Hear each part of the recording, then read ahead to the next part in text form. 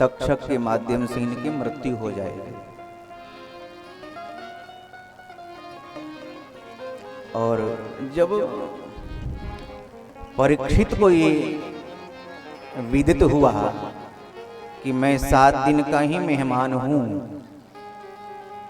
तो तुरंत राजा परीक्षित ने अपने पुत्र जन्मेजय को राज सौंप दिया और इंद्रप्रस्थ नगरी से हरिद्वार के लिए प्रस्थान कर लिया। एक प्रश्न उठता है कि जिस परीक्षित को भगवान ने गर्भ में ही दर्शन दिया, आप लोगों ने कल कथा श्रवण किया कि उत्तरा के गर्भ को यानी परीक्षित को समाप्त करने के लिए अश्वत्थामा ने ब्रह्मास्त्र छोड़ा था, तो स्वयं परमात्मा उत्तरा के गर्भ में प्रवेश करके परीक्षित की रक्षा की है। तो जो भगवान की कृपा गर्भ में ही प्राप्त कर लिए हैं, भगवान की कृपा पात्र हैं, ऐसे भगवत भक्त परीक्षित की बुद्धि कली विकृत करें, ये कली में सामर्थ्य नहीं है। फिर राजा परीक्षित ने एक संत का अपमान क्यों किया? तो एक महात्मा कह रहे थे कि परीक्षित ने जानबूझकर के प्रतिक्रिया की। किसी भी गृहस्थी के घर पे या महात्मा के आश्रम पे कोई अतिथि आता है, वो आने वाला अतिथि साक्षात देवता होता है। अतिथि का मतलब क्या होता है? जिसके आने की कोई तिथि निश्चित न हो, अचानक आ जाए। जो टेलीफोन करके आते हैं वो अतिथि नहीं है, उन्होंने आने की तिथि बता दी है। जो अचानक आ जाए वो साक्षात देव तुल्य होता है। और उस अतिथि का यदि हम सत्कार नहीं करते हैं तो आने वाला अतिथि अपना पाप छोड़ करके हमारा पुण्य लेकर के चला जाता है। यदि और कुछ नहीं है तो कम से कम मीठी वाणी से एक आसन बिछा करके एक गिलास जल पिला करके उसका स्वागत कर दीजिए। इतना भी यदि नहीं करते हैं तो हमारा सुकृत लेकर के जाता है और अपना जो है पाप छोड़ जाता है। राजा परीक्षित शमी के आश्रम पे पहुंचे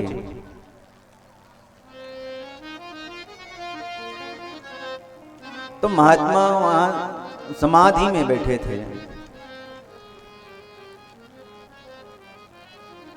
परीक्षित को ये पता था कि मैं इनका अतिथि हूं और ये हमारा सत्कार नहीं कर रहे हैं। ऐसा न हो कि मैं अपना पाप संत के यहाँ छोड़ करके इनका पुण्य लेकर के जाऊं।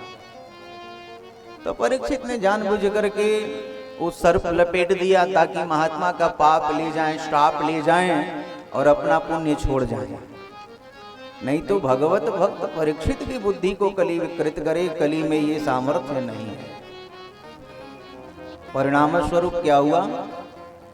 राजा परीक्षित को श्रृंगी का श्राप लगा और जैसे महाराज श्राप लगा, परीक्षित वहां से हरिद्वार के लिए प्रस्थान किए। संतों को जब पता चला तो सारे यशस्वी, मनस्वी, अमलात्मा, विमलात्मा, संत महात्मा सारे राजा परीक्षित के पास में पहुंच गए और परीक्षित ने प्रश्न करना प्रारंभ किया। और परीक्षित कहने लगे कि मैं कितना बड़ा भागी हूं कि मृत्यु के समय किसी संत को बुलाना नहीं पड़ा। ये सारे संत चलकर के मेरे पास तक पहुंच गए।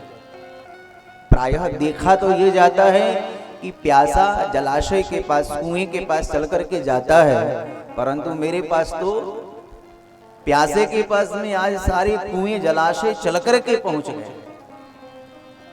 अब संतों को प्रणाम करके प्रश्न किया कि महाराज ये बताओ कि मरण धर्मा व्यक्ति का कर्तव्य क्या है? जिसको मरना है उसे क्या करना चाहिए? कोई महात्मा कहने लगे कि महामृत्युंजय का जप करवा लो, मृत्यु का श्राप है तो महामृत्युंजय का जप करवाओ। कोई संत कहते हैं शतचंडी का पाठ कराओ, कोई कुछ कहते हैं, कोई कुछ कहता है।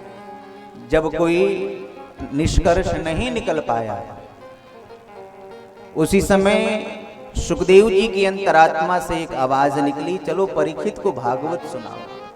और सूत जी कहते हैं, ऋषियों, तत्राद्भवद भगवान व्यासपुत्रो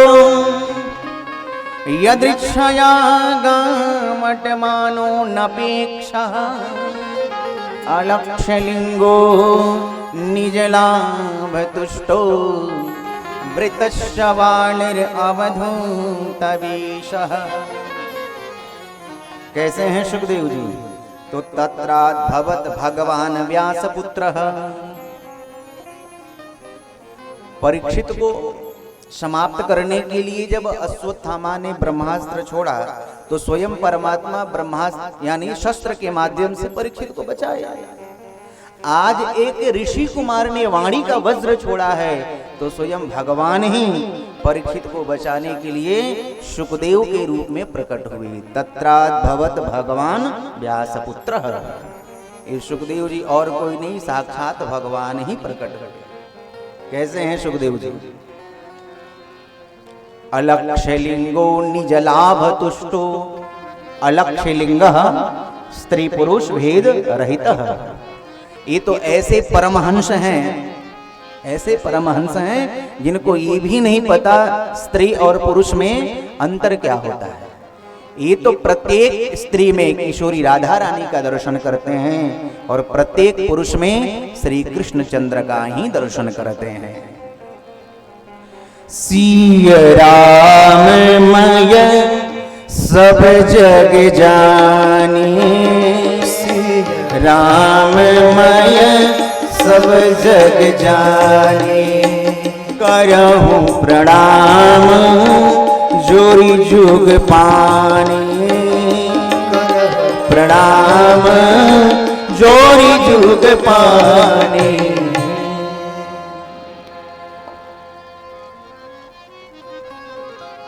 अवस्था कितनी है? दिगंबरम वक्त्र विकीर्ण केशम। एक कौपीन धारण किए हैं, बाकी दिगंबर है। तम द्विष्ट वर्षम, 8 दूनी इनकी अवस्था है। 8 दूनी कितना होता है? आप लोग भी बोलते रहिए, आपस में नहीं, मैं पूछूं तो, है ना। 8 दूनी 16 होता है। सीधे कहते 16 वर्ष, लेकिन नहीं, 8 दूनी कहा। क्यों 8 दूनी? इसलिए कहा कि 16 वर्ष के अवस्था में कई प्रकार के विकार उत्पन्न हो जाते हैं, परंतु सुखदेव जी तो बिल्कुल 8 वर्ष के बच्चे की तरह इनका अंतर हृदय एकदम से निर्विकार है। इसलिए संकेत किया, भले ही अवस्था हो गई है 16 वर्ष की, परंतु इनका मन निर्मल है, जैसे कि 8 वर्ष के बालक का मन निर्मल होता है। और सुखदेव जी महाराज परीक्षित की सभा में जैसे प्रवेश किए, उसी सभा में बैठे थे सुखदेव जी की पिताजी। व्यास जी खड़े होकर के अपने पुत्र का स्वागत करने लगे। उसी सभा में बैठे थे सुखदेव जी के बाबा पराशर महात्मा, खड़े होकर के लंबी लंबी जटाओं से मार्ग को बुहारने लगे। उसी सभा में बैठे थे सुखदेव जी के पर बाबा शक्ति मुनि, खड़े होकर के अभिनंदन करने लगे। सारे महात्मा खड़े हो गए। परीक्षित को समझने में देरी नहीं लगी। 16 वर्षीय बालक आया, बड़े बड़े महात्मा खड़े हो गए। लगता है बालक साधारण नहीं है, तो बिना विलंब किए परीक्षित भी खड़े हुए और जाकर के सुखदेव जी के चरणों में प्रणिपात हो गए। ईशां संस्मरणात् पुंसां सद्यः शुद्ध्यन्ति वै गृहान्, किं पुनर्दर्शन स्पर्शा पादशौचासनादिभिः। गुरुदेव, आप जैसे संत महात्माओं का संस्मरण मृत्यु के समय कोई कर ले उसका उसी समय कल्याण हो जाता है। सद्यः शुद्ध्यन्ति वैग्रहा। और मुझे केवल स्मरण नहीं, दर्शन ही नहीं, आपका सामीप्य प्राप्त हो गया, आपका चरणोदक मुझे मिल गया। अब मेरी मुक्ति में कोई संदेह नहीं है।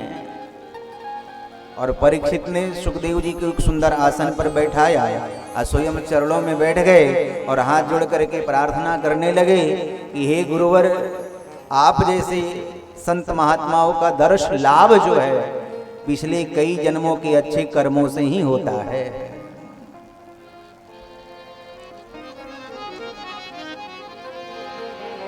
कोई पिछले जन्म के